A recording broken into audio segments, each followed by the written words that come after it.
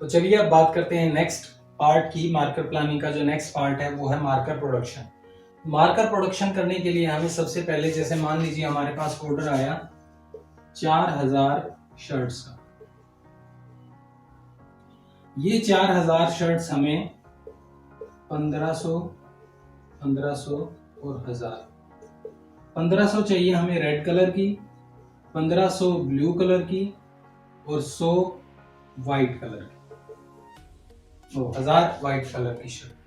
अब इसके अंदर भी उन्होंने एक रेशो दे दिया हमें 2:3:3:3:2, 2:3:3:2, 2:3:3:2 कि हमें जो 1500 शर्ट चाहिए वो हमें इस रेशो में चाहिए। और साइज दे दिया उन्होंने 38, 40, 42 और 44।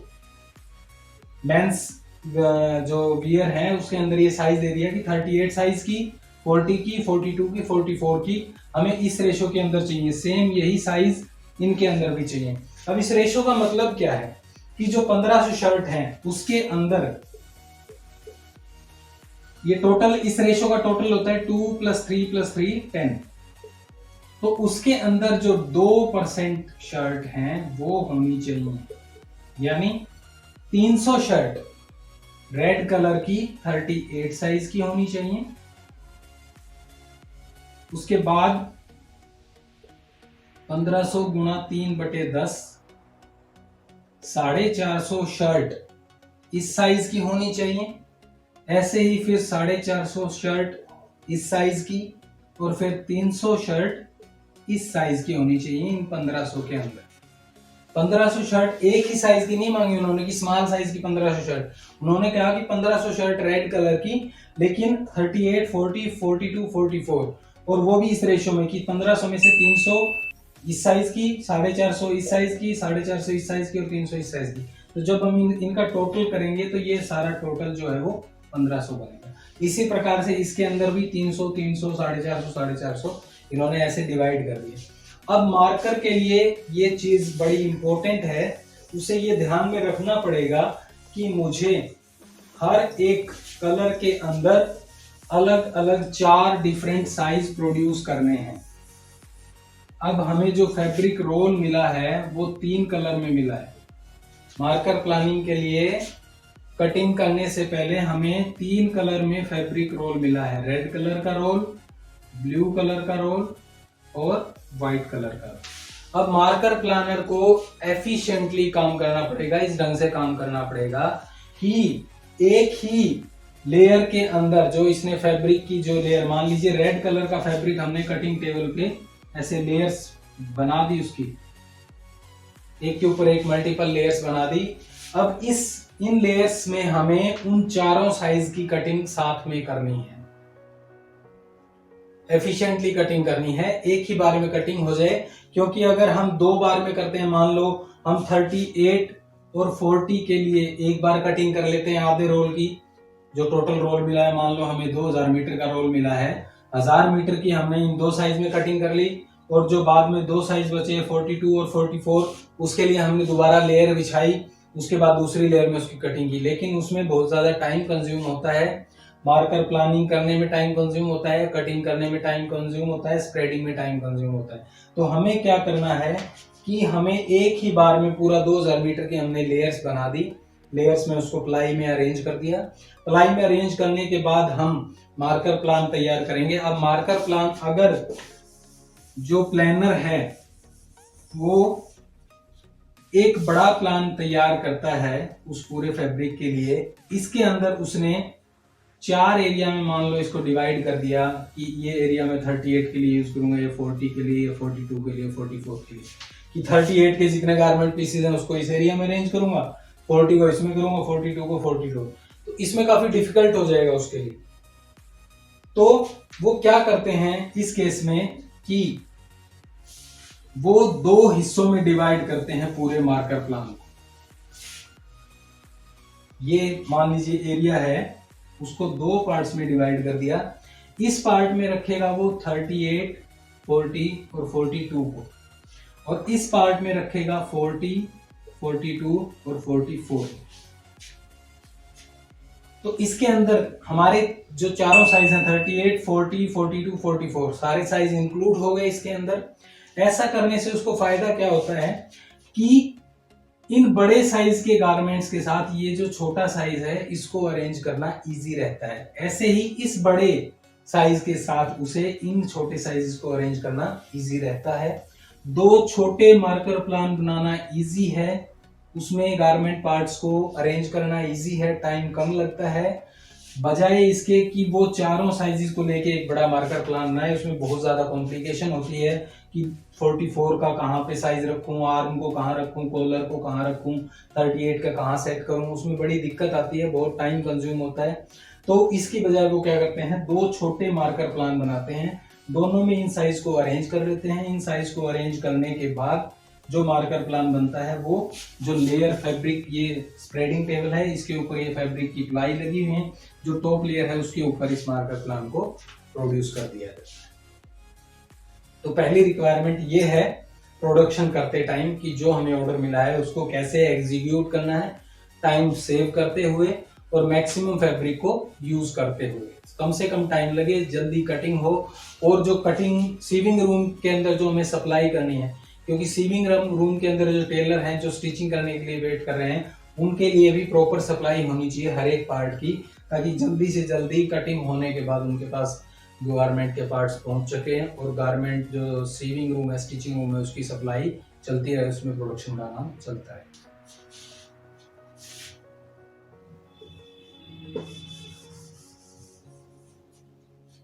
अब मार्कर प्लानर की एफिशिएंसी कैसे चेक होती है, कैसे हम पता लगा सकते हैं कि जो मार्कर प्लानर है उसने कितना एफिशिएंट काम किया है। मार्कर यूटिलाइजेशन, मार्कर अपनी एफिशिएंसी चेक करने के लिए इस फॉर्मूला का यूज करता है। Area of pattern in the marker plan, जो पैटर्न ने जो एरिया लिया है, जो स्पेस है उनके बीच में, उसको काउंट नहीं करते, सिर्फ जो पैटर्न, जो हमने पैटर्न पीसीज रखे हैं, मान लीजिए ये मार्कर प्लान उसने तैयार किया, तो एक पैटर्न ये रखा है, दूसरा पैटर्न ये रखा है, तीसरा पैटर्न ये रखा है, तो ऐसे बहुत सारे पैटर्न पीसेस रखे हैं। तो ये जो एरिया है, जो शेडिड एरिया है, इसे बोलेंगे एरिया ऑफ पैटर्न कवर्ड, कि पैटर्न ने कितना एरिया कवर्ड किया। सिर्फ इसको, जो बीच में गैप है, इसको हम काउंट नहीं करते। फिर total area of marker plan, की टोटल एरिया कितना हमें दिया गया था, उसमें से पैटर्न को हमने कितना लिया, उसको जब 100 से मल्टीप्लाई कर देते हैं तो ये एफिशिएंसी आ जाती है कि मार्कर ने कितना अच्छे ढंग से काम किया, कितना एफिशिएंटली काम किया। तो ये चीजें हम यूज करते हैं मार्कर प्लानिंग के अंदर। अब प्रोडक्शन के अंदर जो दूसरा पार्ट है, वो पार्ट है कि हम उसे किस किस मेथड से मार्कर प्लान को प्रोड्यूस कर सकते हैं फैब्रिक के ऊपर। यहाँ तक हमने पढ़ा कि कैसे प्लानिंग की जाती है, क्या क्या चीज़ें ध्यान में रखनी पड़ती हैं, उसके बाद प्रोडक्शन करते समय क्या क्या चीज़ें ध्यान में रखनी पड़ती हैं। अब कौन कौन से मेथड हैं जिससे हम मार्कर प्लान को फैब्रिक के ऊपर एग्जीक्यूट कर सकते हैं। Methods of marker plan. अब किन किन मेथड से हम मार्कर प्लान को यूज कर सकते हैं। तो सबसे पहला मेथड है मैनुअल, क्योंकि कंप्यूटराइज मार्कर प्लानिंग से पहले मैनुअल मेथड यूज किया जाता था, जिसमें हम मैनुअली मार्कर प्लान को ड्रा करते थे। इसमें ये ऑप्शन होता था कि जो फुल साइज मार्कर प्लान है वो फैब्रिक के ऊपर डायरेक्टली ड्रॉ किया जा सकता था, जिसमें हमें कम गारमेंट पीसेस की प्लानिंग करनी होती थी, या कस्टम टेलरिंग के लिए मान लो ऑर्डर तैयार करना है, उस केसेस में क्या करते थे, मैनुअल मार्कर प्लान यूज करते थे। मैनुअल मार्कर प्लान तैयार करने के लिए फैब्रिक के ऊपर मान लीजिए 2 या 3 लेयर या 5 से 7 लेयर्स के ऊपर ये मेथड यूज किया जाता था। इसमें क्या करते थे, पेपर लिया और उस पेपर के जो हमने पैटर्न पेपर जो हमने कट किए हुए हैं अलग अलग गारमेंट के पीसेस, वो उसके ऊपर प्लेस करके रखे जाते थे ऐसे।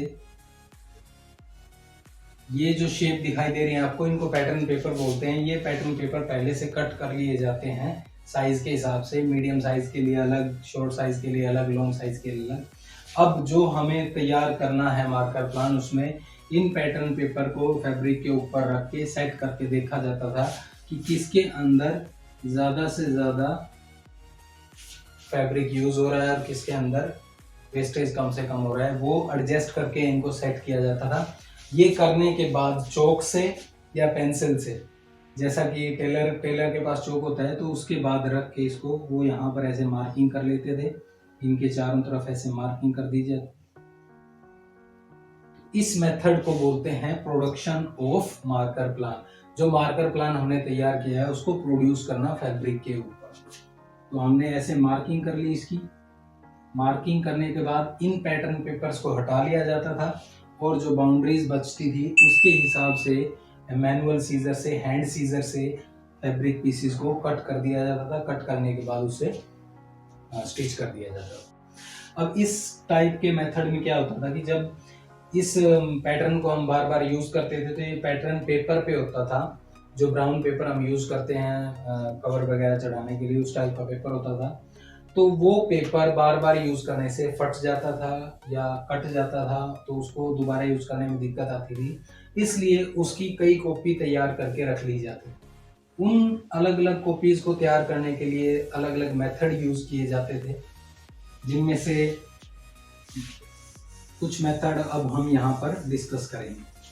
अब जो मार्कर प्लान हमने तैयार किया है उसकी कॉपीज बनाने के लिए हम कौन कौन से मेथड यूज कर सकते हैं।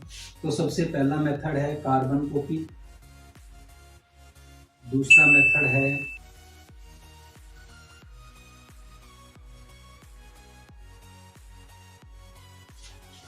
तो ये तीन मेथड्स 1970s में जब कंप्यूटराइज मार्कर प्लानिंग का इन्वेंशन नहीं हुआ था उससे पहले ये सारे मेथड्स यूज किए जाते थे जो मैनुअल मार्कर प्लान है उसकी कॉपीज तैयार करने के लिए। जो कार्बन डुप्लीकेटिंग मेथड है उसके अंदर क्या किया जाता था, जिस टाइम पे मास्टर मार्कर प्लान तैयार किया जा रहा है, मतलब पेपर पैटर्न पेपर कट करने से पहले जब एक बड़ा पेपर है उसके ऊपर हमने मार्किंग की है पहले पैटर्न पेपर को कट करने के लिए, फैब्रिक को कट करने के लिए नहीं, पैटर्न पेपर को कट करने के लिए जब हम बड़ा मार्कर प्लान तैयार करते हैं उसी टाइम पे उस पेपर के नीचे बड़ा कार्बन पेपर लगा के उसके नीचे 2 या 3 कॉपी जितनी भी हो सकती हैं पॉसिबल वो लगा दी जाती है। जैसे हम हमारे नॉर्मल यूज में करते हैं कि सबसे ऊपर वाली जो कॉपी होती है उसके नीचे कार्बन कॉपी लगा के 2 या 3 कॉपी, तो जो सबसे ऊपर वाले में जो भी हमने काम किया है वो नीचे वाली कॉपीज के ऊपर आ जाता है।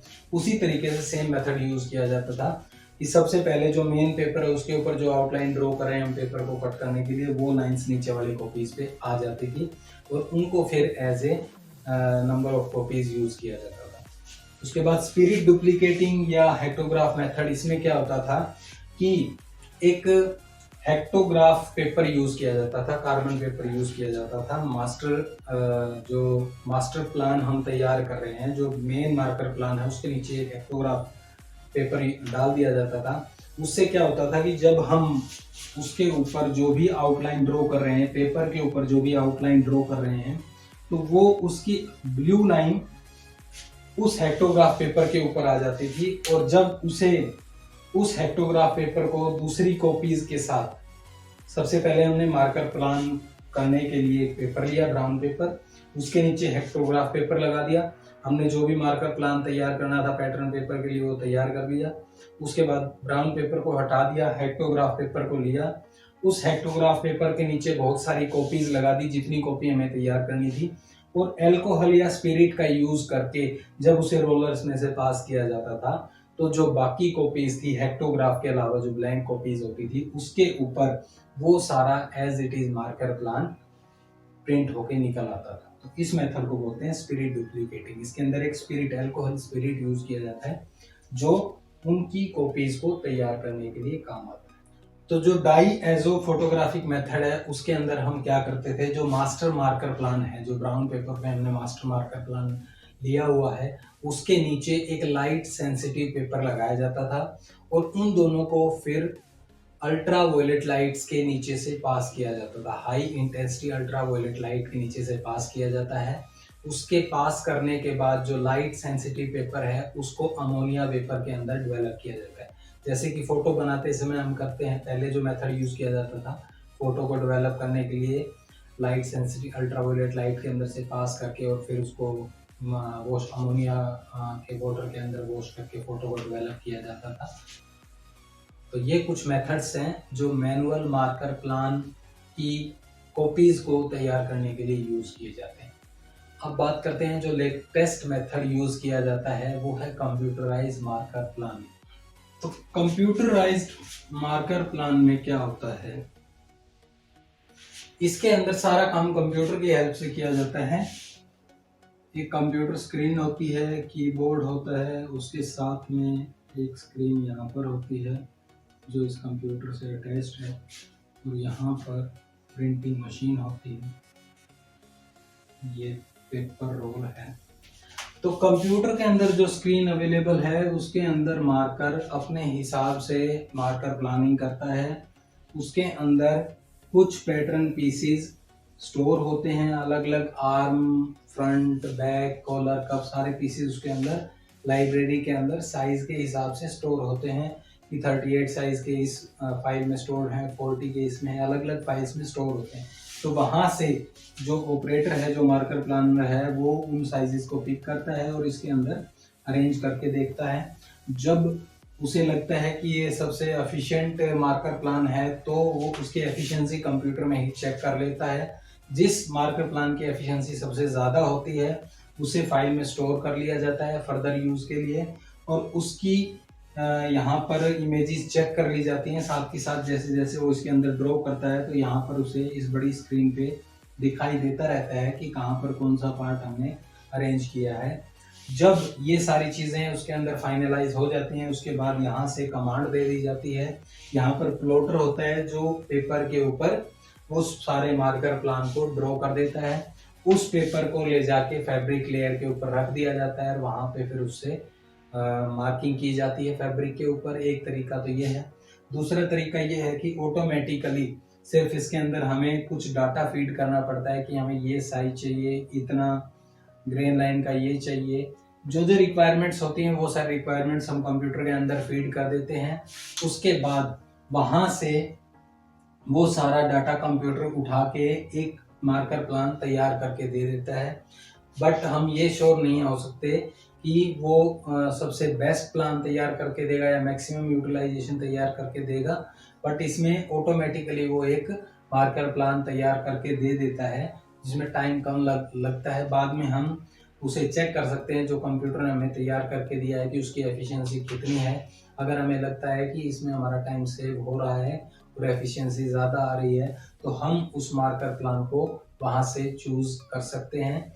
साथ ही साथ अब आजकल काफ़ी टाइम से ऐसी मशीन्स भी आ गई हैं जिससे हमें ये पेपर के ऊपर प्रिंट देने की आवश्यकता नहीं पड़ती। हम डायरेक्ट कंप्यूटर के अंदर मार्कर प्लान तैयार करते हैं और उसकी कमांड डायरेक्ट कटिंग मशीन को दे दी जाती है, जिससे कटर फैब्रिक टेबल के ऊपर बिना मार्कर प्लान को ड्रॉ किए डायरेक्टली जो कमांड दी गई है उसके हिसाब से फैब्रिक को कट करता चला जाता है अलग अलग पैटर्न शेप्स के अंदर। तो ये कंप्यूटराइज कटिंग का फ़ायदा है कि इसके अंदर काफ़ी टाइम सेव होता है। इसमें जो भी डिज़ाइन हमने पहले बनाए हैं उनको इजीली सेव किया जा सकता है, स्पेस की रिक्वायरमेंट कम पड़ती है। जितनी भी चाहे हम कॉपी उसकी जब भी चाहे हम तैयार कर सकते हैं। हमें ये सोचने की ज़रूरत नहीं है कि ये फट गया है, ये कट गया है, अब इसको दोबारा बनाने के लिए कार्बन कॉपी तैयार करनी पड़ेगी या स्पिरिट मेथड यूज़ करना पड़ेगा। सिर्फ हमें लाइब्रेरी में जाना है, वहाँ से जो भी मार्कर प्लान हमें चाहिए या जो भी पैटर्न पेपर हमें चाहिए उसकी कमांड देनी है और हमारे पास प्रिंट अवेलेबल हो जाता है अगर हम मैनुअली उसको रख के करना चाहें।